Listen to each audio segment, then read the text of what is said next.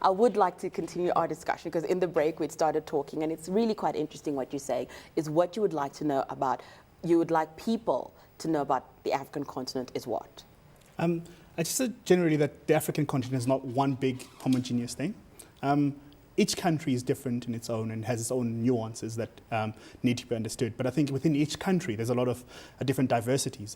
What we find is that in, South Africa has 11 different languages, which is something that surprises most South Africans. But if you move to Kenya, there's about 15 different dialects, different types of people, and also different languages that are being used there. And if you go to Nigeria, it's probably 3 or 4 times as much. So diversity doesn't exist only in language and dialects and different groups of people. It's also in how people act and how people express themselves. And a lot of times when you talk about branding and talk about consumers in Africa, there's always this need of going into Africa as if it's one big country, and yet it's a huge continent with many diversities. Yes. Well, let's talk a little bit about that.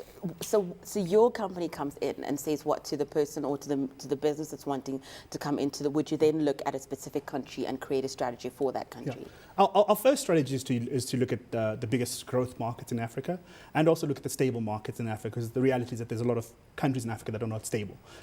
Stable is obviously a relative thing. You know, most African countries are not 100% stable all the time, but ones that are commercially viable.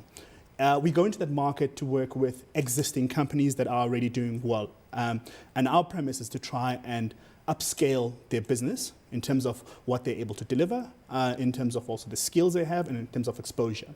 So we bring in our clients that we have on a global level, because Aegis Media and Carat are a global media buying company, representing companies like Coca-Cola, Diageo, Nokia, and many more. So we bring in those clients. So that's revenue into that business. We then do a lot of upskilling in terms of training, in terms of running workshops, in terms of actually taking those people to a South Africa, to a London, to do various training and actually see what's being done from a branding perspective outside the world.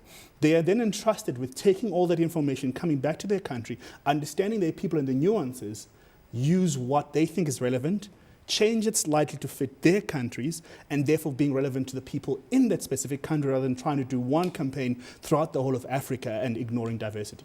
Well, let's talk a little bit about diversity and just how you go about it, because it then does become a little bit tricky of knowing exactly what might be really great for one group of people, others might not be able to understand in the same context. Yeah. So how do you balance those? There's a number of ways to try and balance. I think first and foremost important, another thing that's really lacking in Africa is research. Understanding truly who the people are in each country. We've got a research tool that we've successfully put out in South Africa called CCS. It's a tool that we're trying to put out in Nigeria and Kenya very soon, probably in the next 6 months. That gives us a very good understanding of the people in that market and their diversity, because simply because people speak the same language, look the same, doesn't mean they're the same. But once you've got that true intricacy in terms of how they see themselves, which is the research, then you're able to give a much more brighter picture.